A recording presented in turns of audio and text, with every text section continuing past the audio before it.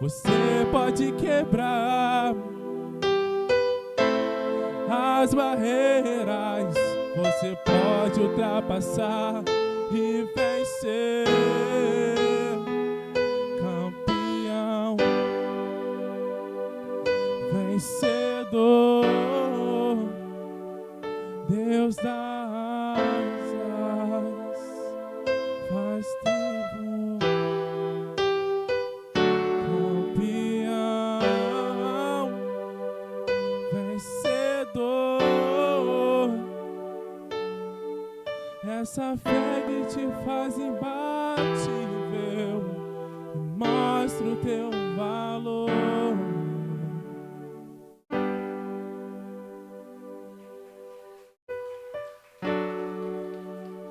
Louvado seja Deus. Diaconisa Bárbara, quero chamar a diaconisa Thaís para orar pela nossa irmã que vai estar trazendo a palavra. Alguém quer ouvir a voz de Deus aí? Diga glória a Deus. Oh, glória. Louvado seja o nome do Senhor.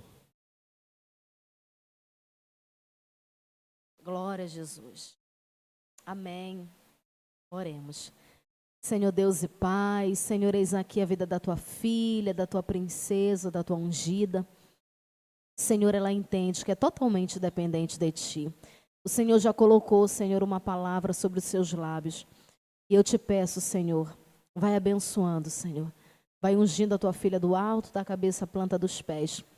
E que em nome de Jesus, essa palavra, Senhor, venha como uma flecha em nosso coração. Que nos mude, nos transforme. E faça conforme o teu querer e a tua vontade. Abençoa a tua filha mais e mais enquanto ela estiver aqui, fazendo a tua vontade e fazendo o teu querer. Surpreenda na vida, na casa e no casamento, para a glória do teu santo e poderoso nome. Toda a igreja diga amém. Amém. Amém. Glória a Deus. Pode... A paz do Senhor a todos. Prazer muito grande estar aqui trazendo a palavra do Senhor para as nossas vidas. Amém? Vamos abrir as nossas Bíblias lá no Salmo 137. Vamos falar sobre santidade. Deus tem falado aos nossos corações. E quando Deus quer falar, as coisas vão, vão se encaixando umas nas outras. E Deus me trouxe essa palavra ontem. E eu quero dividir com vocês. Salmo 137, do 1 ao 4 somente. Bem? Junto aos rios da Babilônia, nos assentamos e choramos, lembrando-nos de Sião. Nos salgueiros que há no meio dela, penduramos as nossas harpas. Porquanto aquele que nos levaram cativos nos pediram uma canção, e os que nos destruíram, que os alegrássemos, dizendo: cantai um cântico de Sião. Mas como entoaremos o cântico do Senhor em terra estranha? Aleluia! Este texto nos remete ao triste contexto que o povo de Israel estava vivendo. Eles estavam cativos na Babilônia, no reinado do rei Zedequias. E o rei de Judá, no reino do norte, foi levado cativo em 722 a.C. pela Síria. E o reino do sul, que é a Judá, ainda permaneceu por mais um tempo sem ser levado cativo. Mas eles não escutaram Deus falar, não ouviram os profetas enviados por Deus para alertá-los a um arrependimento. Desenvolveram uma espiritualidade mística em relação ao templo, eram superficiais, acreditavam que enquanto o templo estivesse em Jerusalém, nada aconteceria. Judá tinha essa visão deturpada, mística, de que o templo de Salomão, estando ali, nada ia acontecer com eles. O templo está aqui, nada vai acontecer comigo, posso viver de qualquer maneira, posso viver da maneira que for, o templo está aqui, estamos seguros. E era uma falsa ilusão. E acreditavam nisso. E em Jerusalém nada aconteceria com eles. E viviam de qualquer maneira, se achando seguro. Mas chegou o momento em que o juízo de Deus também sobreveio a Judá. O reino do sul, cuja capital era Jerusalém, e Nabucodonosor, rei da Babilônia, destrói Jerusalém. 3 turnos de cativos foram levados, né, para a Babilônia. Um em 606 a.C., outro em 596 a.C., e Jerusalém foi cercada em 586 anos de Cristo. E foi terrível. Por quê? Porque Deus estava sempre alertando ao povo, enviando os profetas. Enviou os profetas Jeremias, enviou Ezequiel, enviou vários profetas para alertar da sua idolatria, da sua frieza espiritual, para alertar das formas que eles estavam vivendo de maneira errada, mas mesmo assim eles confiavam no templo, confiavam nas suas posições, confiavam em coisas e não ouviam a Deus em nenhum momento. E Deus foi protelando, Deus foi dando oportunidade, Deus foi falando, porque Deus ele não vem com juízo de uma hora para outra. Pelo contrário, Deus é misericordioso. Deus, ele sempre nos dá oportunidade, sempre vai nos mostrando o que devemos fazer. Deus sempre vai nos alertando naquilo que estamos errando. Deus sempre vem com uma palavra e Deus não envergonha ninguém. Deus não vai chegar a apontar para você e colocar tudo que é de podre que está na tua vida, de maneira a qual venha te envergonhar. Deus, ele fala ao seu coração. E às vezes a gente passa assim, não é comigo não, é com fulano, mas comigo não é. É com cicrano, mas comigo não é. E nunca se ouve aquilo que Deus tem falado. Nunca se dá ouvido, nunca se posiciona. Chega um dia que Deus fala, chega, agora é o meu juízo que vem. E quão terrível é esse dia, porque com o cerco acabaram as provisões, ninguém podia sair para reabastecer, morreram de fome, de doença. A situação era tão terrível que as mães comeram os corpos dos seus filhos. Os filhos morriam de fome e as mães iam lá, não tinham o que comer, comiam os corpos dos próprios filhos, porque tamanha era a fome. Em Lamentação de Jeremias afirma que mais felizes eram os que morreram por espada do que os que morriam pela fome. Deus é ruim? Não. Muitos falam assim, pô, mas Deus fez isso. Era a condição do povo, e assim. Deus, de maneira alguma, até os dias de hoje, jamais vem com juízo sobre as nossas vidas, permite coisas que venham sobre a nossa vida, sem antes nos alertar primeiro.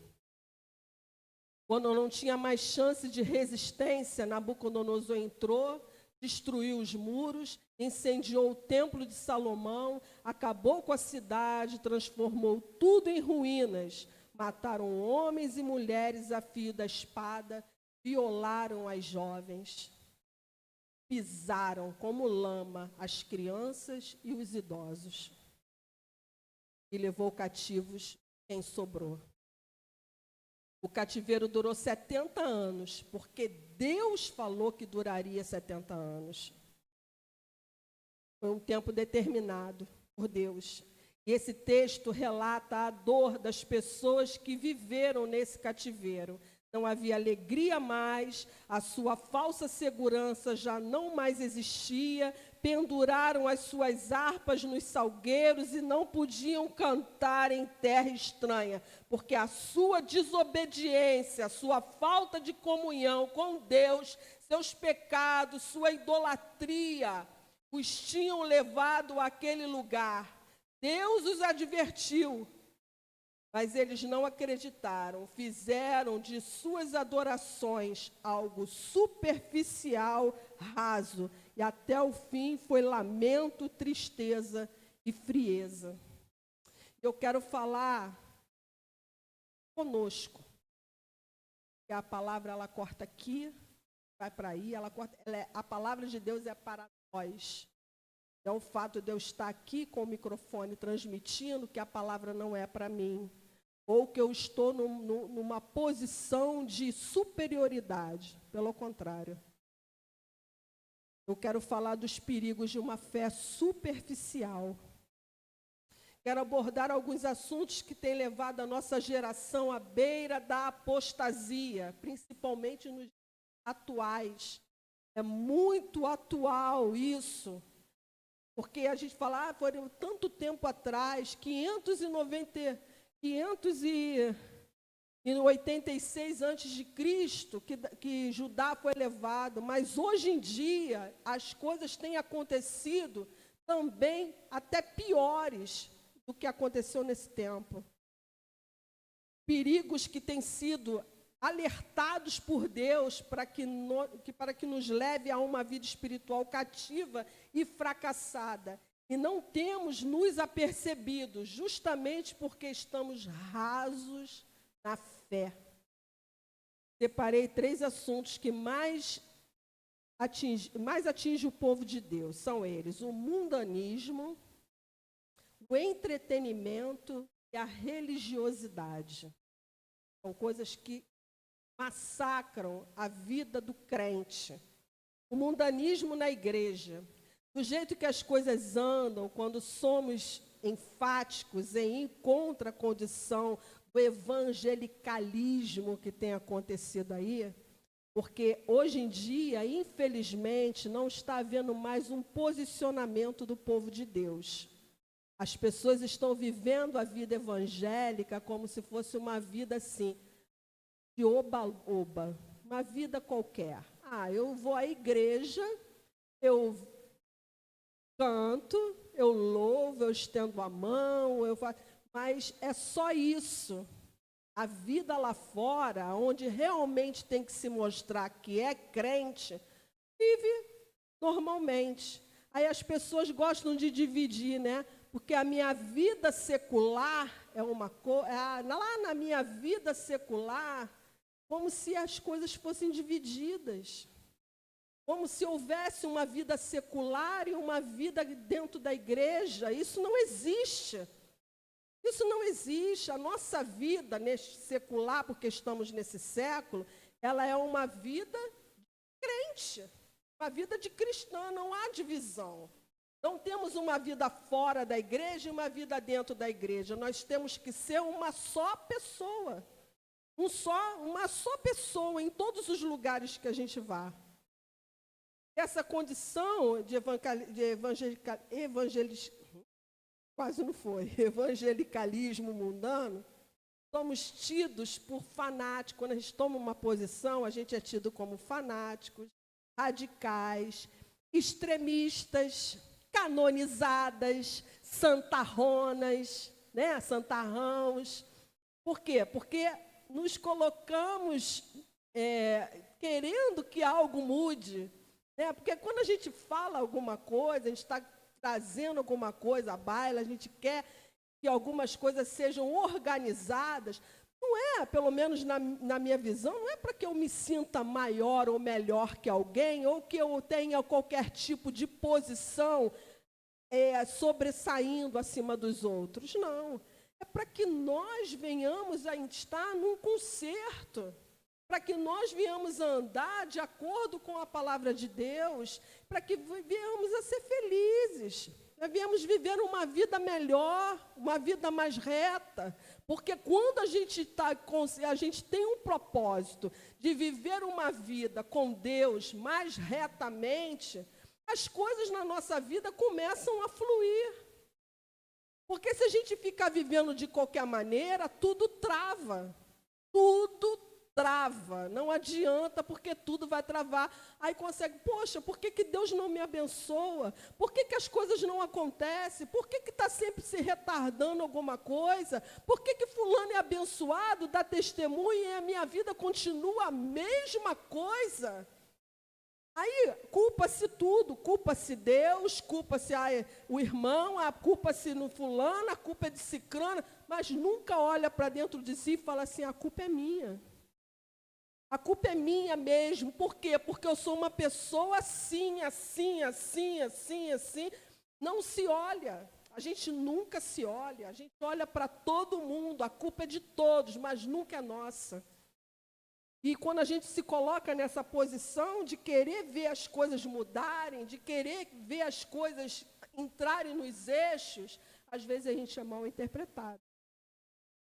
E esse modernismo barateado, onde tudo não tem nada a ver, que Deus conhece o coração, que usa a liberdade que Deus nos concede para ser libertinos, onde a falta de respeito impera, onde todos acham que seus atos são justificados. Tudo que faz é justificado, Deus sabe. Olha, a pior coisa, a pior palavra que tem é essa. Deus sabe. Deus conhece o meu coração, como se isso fosse um bilhete de passagem para fazer o que quer. Sabe? É terrível. Deus me conhece, Deus conhece o meu coração, Deus conhece o coração e você não tem medo? Deus conheceu o seu coração como ele está? Deus conheceu o meu coração como ele está? Será que isso não é, em vez de ser um bilhete de passagem, será que isso não deveria ser um peso no nosso coração? Porque Deus entende o motivo, sem querer saber se está de acordo com a palavra. Porque, olha, uma coisa que isso sempre acontece conosco. Estamos sempre indo de acordo com aquilo que a gente acha, com aquilo que a gente, no momento, quer resolver, do que propriamente com aquilo que está escrito. Isso não acontece. Isso é uma falha nossa, porque nos atentamos mais para as nossas próprias necessidades, para a nossa justiça própria, do que aquilo que Deus está mostrando como deve ser. Onde se proclama que toda forma de amor e amar é válida. O importante é ser feliz, onde se destroem casamentos e dizem que é bênção de Deus. Quantas pessoas ficam assim, não digo aqui no caso, aqui não estou falando daqui, mas quantas pessoas aí fora tem, estou orando por fulano e o fulano é casado, aí destrói o casamento da pessoa, se une com aquela pessoa e fala que ainda é bênção de Deus. Tem gente assim, e tenta implementar os costumes mundanos e todo esse lixo na igreja como se fosse a coisa mais normal. Isso não é o evangelho da cruz de Cristo. O evangelho da cruz de Cristo é muito diferente disso aí. O evangelho da cruz de Cristo é renúncia. Às vezes a pessoa fala assim, vem para Deus e pare de sofrer. Eu até entendo, de certa forma, esse pare de sofrer. Porque você para de sofrer as causas do diabo, mas você passa a sofrer as causas de Cristo. Que é a renúncia, que é viver mais para Deus do que para você mesmo. Que é olhar, é viver de uma forma a qual, às vezes, você poderia tomar uma atitude. Às vezes você passa uma situação e você poderia tomar uma atitude dentro daquela situação e você seria mais feliz. Você ia viver mais tranquilo, você ia viver mais contente, você ia voar. Mas, de repente, essa situação, ela te afasta de Cristo. essa situação não é aquilo que Deus quer que você faça, não é aquilo que está escrito. E às vezes você deixa de fazer aquilo por amor ao Senhor. Isso é doloroso. Isso faz a gente sofrer. Por quê? Porque a gente deixa de viver o bom para viver o melhor de Deus, que às vezes, aparentemente, pode não ser aquela coisa maravilhosa, mas depois vai ter um resultado bom na vida. Muitos enganam-se com esses sofismas, com essa graça barateada, com esse cristianismo furado em que Deus não faz parte. Muitas igrejas estão sendo mais conhecidas por seus escândalos do que pelo agir de Deus. Muitos viraram empresas, culto transformado em shows, adoradores em atores. Precisamos urgentemente nos arrepender, voltarmos ao centro da vontade de Deus, ao Evangelho de Cristo. Há quanto tempo, de repente, a gente não pede perdão a Deus? Há quanto tempo a gente não se arrepende dos nossos atos? Há quanto tempo a gente não olha mais para a cruz de Cristo e fala assim, quem eu tenho sido? Será que eu tenho sido uma pessoa melhor? Será que eu tenho me preocupado em ser uma pessoa melhor a cada dia? Ou eu estou vivendo a minha vida? Estou vivendo, deixa a vida me levar, como diz o Zeca Pagodinho. Às vezes a gente está assim, e a gente não tem aquele momento de reflexão, sabe? De olhar para dentro e falar assim, poxa, quem eu tenho sido? Quem eu tenho sido para a minha família? Quem eu tenho sido para a minha mulher, para o meu marido? Quem eu tenho sido para os meus filhos? Como eles têm me visto? O que eu tenho falado está trazendo o quê? Está trazendo vida ou está trazendo morte? Eu tenho feito, os meus gestos, as minhas atitudes, as minhas ações, elas têm feito com que haja amor ou têm trazido ódio? Porque tem gente que se faz odiar. Infelizmente, tem gente que desperta o pior dentro da gente. E o que a gente tem despertado dentro do outro? Eu falo isso para mim. Eu tenho despertado dentro do outro. Por que situações na nossa vida às vezes não se desenrolam? Isso não é culpa de Deus. Isso está dentro de nós mesmos, da maneira que a gente escolhe viver. Vamos à igreja por causa de bênçãos, alcançar milagres, curas, bens materiais, mas não vamos cultuar ao Senhor. Vivemos vidas rasas com Deus. O pecado já se tornou de estimação. Tudo pode, nada é errado. O índice de divórcio na igreja é quase o mesmo que fora da igreja. É triste, mas a quantidade de jovens que dormem com seus namorados antes do casamento é quase o mesmo dos que estão lá fora. As pessoas não temem mais a Deus.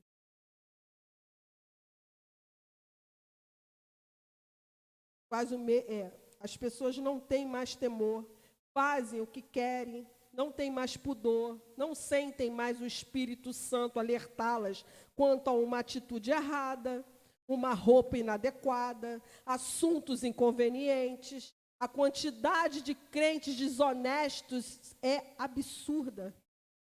Crentes que mentem, falam palavrão, que é infiel aos seus cônjuges, é assustador. E tudo parece normal aos olhos de muitos. E se nos posicionamos contra isso, somos taxados de radicais, chatos e julgadores. Há muita adesão e pouca conversão, muito ajuntamento e pouco arrependimento, quebrantamento. Precisamos nos arrepender urgentemente, porque o juízo começa pela casa de Deus. Nós precisamos do Espírito Santo, porque só o Espírito Santo pode nos levar ao arrependimento verdadeiro, nos levar a Jesus, que perdoa pecados, que lava com o seu sangue e nos torna mais alvos que a neve. Esse é o primeiro primeiro tema, mundanismo, dentro das igrejas, dentro da nossa vida. Infelizmente, há muito mundanismo dentro da nossa vida, há muita carnalidade dentro de nós. E isso precisa ser mudado, porque sem santificação ninguém verá a Deus. Ah, mas eu sou salvo pela graça, somos salvos pela graça, mas existe um conjunto. Nós precisamos, não é que a gente vá fazer alguma coisa para ser salvo, não é isso, mas porque nós somos salvos, nós precisamos viver em temor. Não podemos mais viver nós somos diferentes. A outra coisa é o entretenimento, as distrações. Esse espírito da Babilônia tem invadido a igreja de uma forma sutil e devastadora. Estamos nos prostrando a esse Deus que tem levado cativo o nosso foco maior, que é a comunhão com Deus. Existem coisas que até nos são lícitas, coisas que não são pecado, mas elas nos tiram daquilo que a gente precisa ter, daquilo que a gente precisa observar. Tiram da comunhão, nos tira, é o tempo, como a menina, a Patrine falou. A primeira coisa que a gente faz quando acorda é pegar o celular. Isso são entretenimentos que nos tiram, ao invés de a gente levantar, olhar, falar, Senhor, muito obrigada, que estamos vivos, a gente pega o celular. Ou é para ver a hora, ou para ver outras coisas. Mas a nossa maior atenção, tira a gente da maior atenção, que é buscar a Deus com diligência. A distração acaba nos puxando para um lugar errado, mesmo que as coisas que fazemos não sejam erradas.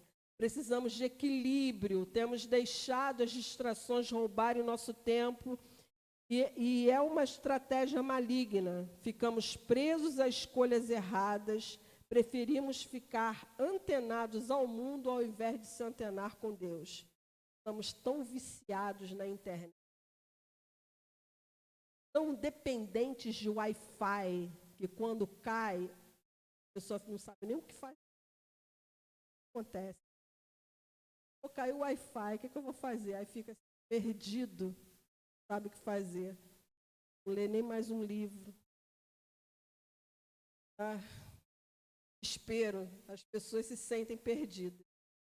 Temos sido consumidos pela mídia, ansiamos por fazer propaganda, tem dominado o nosso ter, a moda, pessoas que ditam um padrão de beleza, de moda, e nós nos deixamos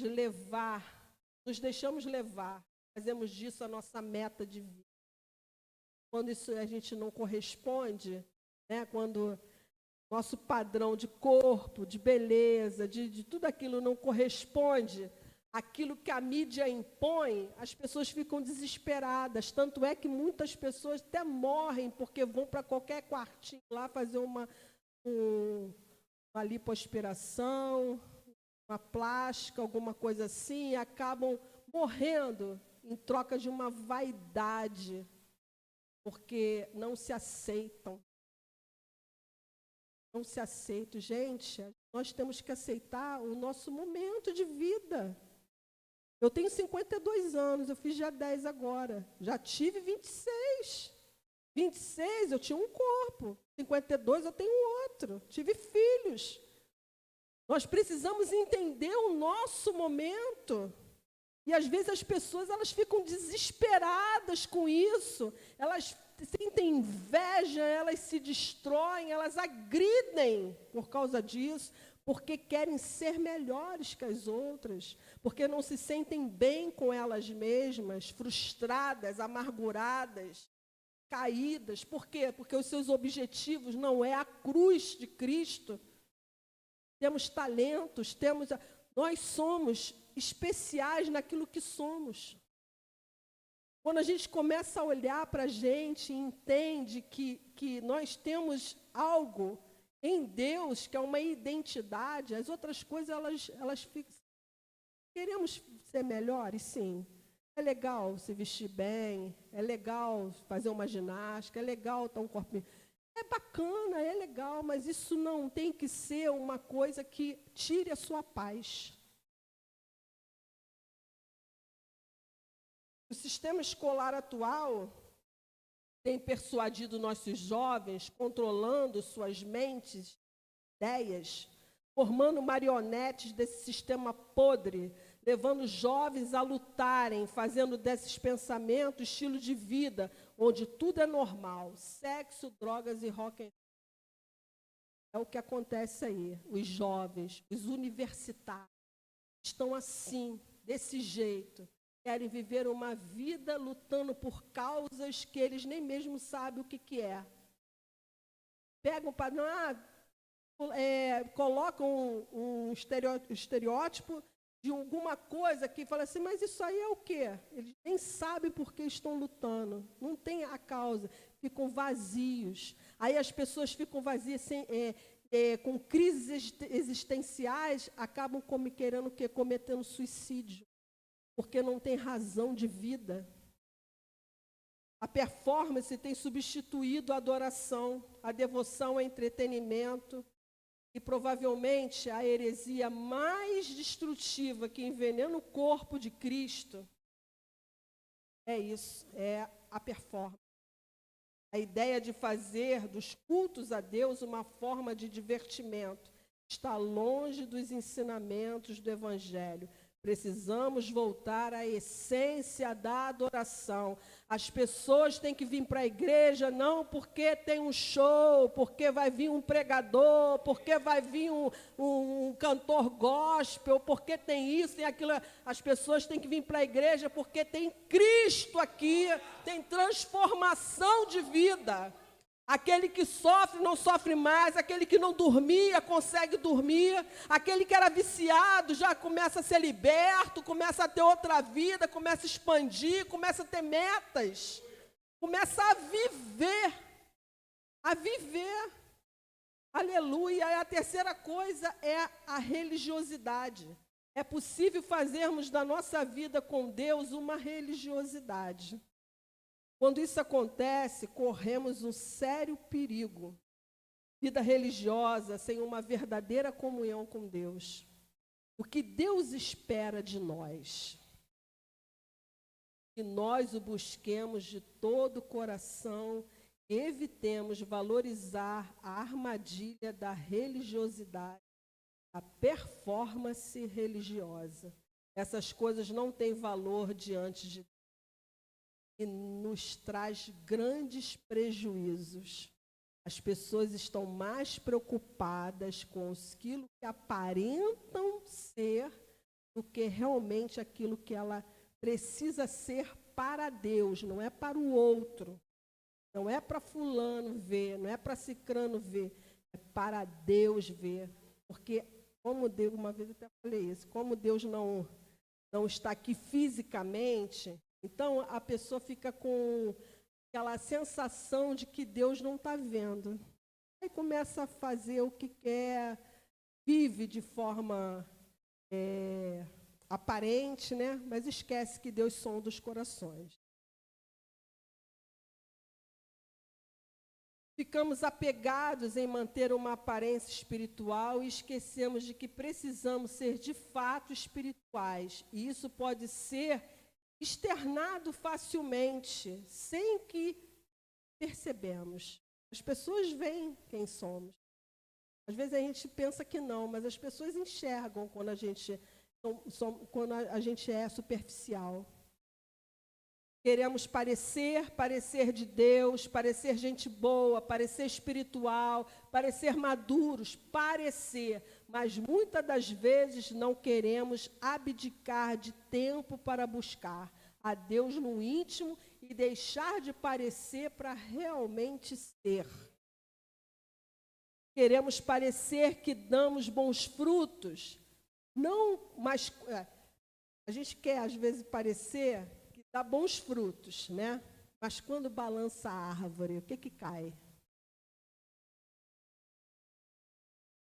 É difícil. Todos nós somos assim. Tem tem caído lá? Qual é o fruto que tem caído quando balança a árvore? Quando balança a sua árvore? Aleluia. Qual o fruto que é derramado? Qual a qualidade do nosso cristianismo? Amamos realmente a Deus? Ou nossa vida é superficial? Estamos muito preocupados em cumprir padrões externos. Somos excelentes no serviço. No desdobrarmos para cumprir as nossas obrigações de acordo com as funções que temos. Trabalho, né? Os cargos, né? Mas nosso coração está longe do Senhor. Não adianta.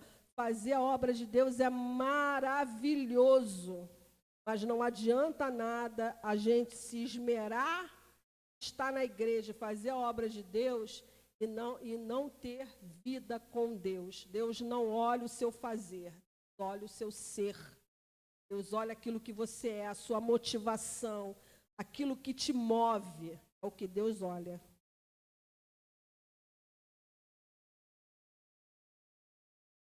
Nossos corações estão longe do Senhor. E há um sinal de confronto, demonstramos logo o que está em destaque na nossa vida.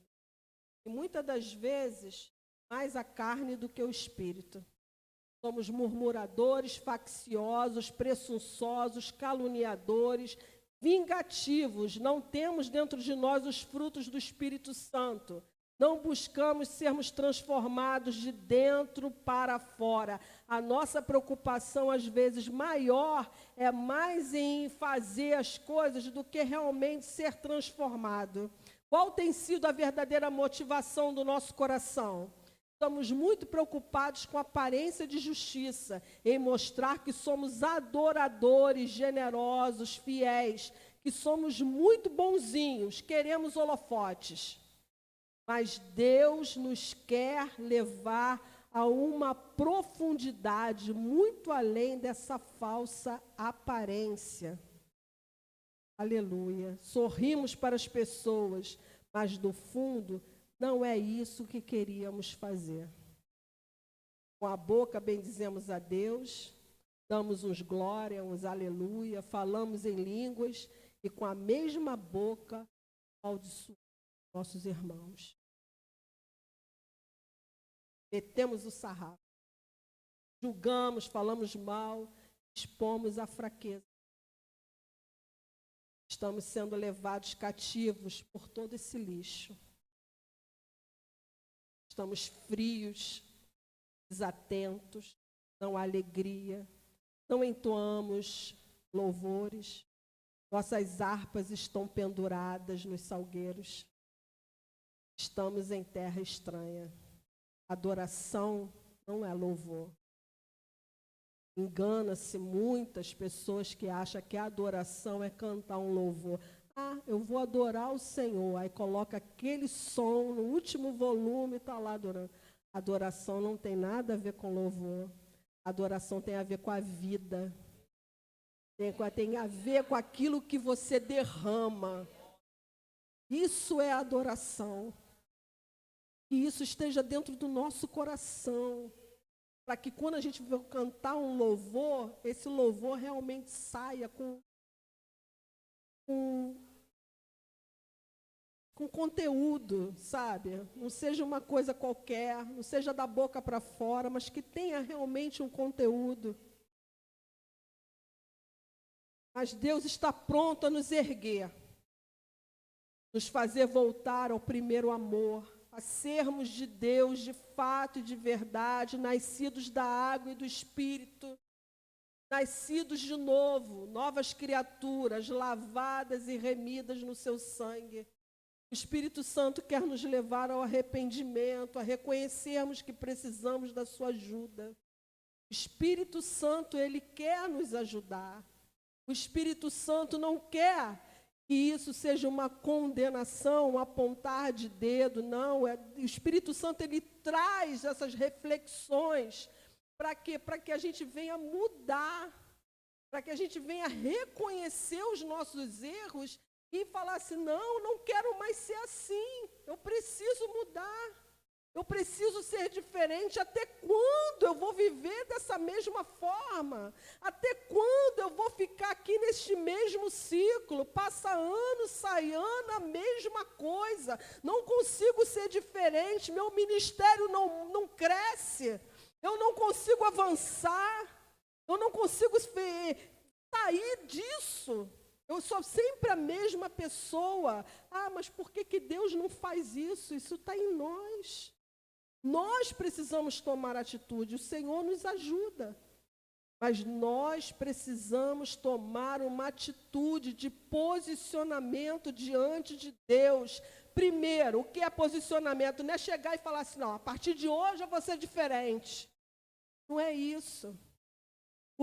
A primeira coisa onde há posicionamento diante de Deus é o arrependimento.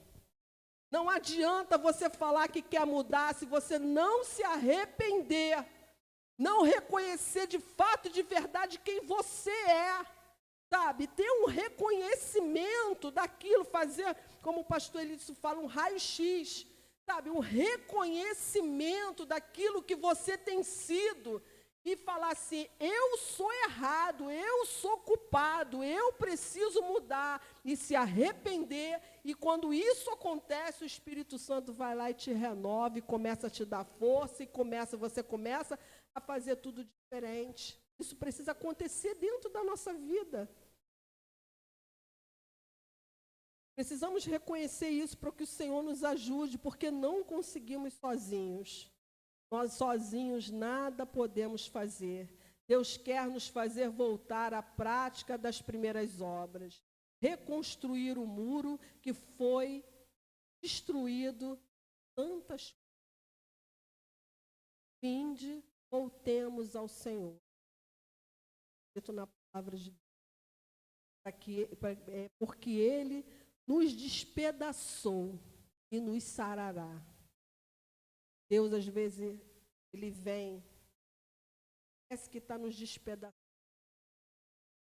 parece que está quebrando, parece que está nos amassando, nos massacrando. Às vezes a gente se sente como, uma vez eu falei aqui no altar, uma azeitona espremida. Às vezes a gente é levado ao limite das coisas. Mas para algum efeito isso tem que ter. Para quê? Para ser extraído de nós o melhor. Não estamos aqui à toa. Enquanto estivermos vivos, nós vamos aprender, nós vamos crescer, a gente vai ser tratado. E glória a Deus, dê graças a Deus quando você é tratado. Porque às vezes a gente não quer ser tratado.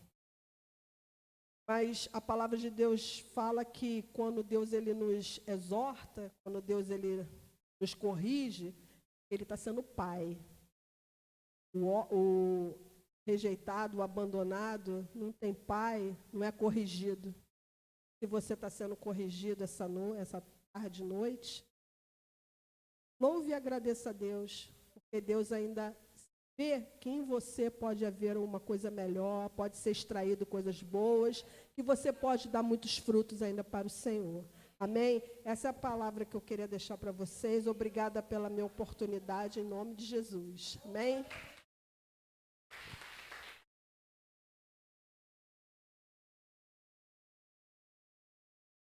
Irmão, louvado seja Deus. Eu não sei você, mas eu gosto de ouvir palavra assim, que me levanta, me faz tomar posição, me faz me tornar um homem espiritual, não um menino. E tem muita coisa, irmão, que fica travada na vida de muita gente, e tem gente que está na Babilônia, está chorando e está querendo pendurar a harpa. Pendurar a harpa é abandonar ministério, é abandonar chamado, é deixar a vocação. Mas sabe por que muita gente quer abandonar? Porque está vivendo uma vida pecaminosa e não quer se arrepender dos seus arrependimentos. Pastor, o que é se arrepender dos seus arrependimentos? É se arrepender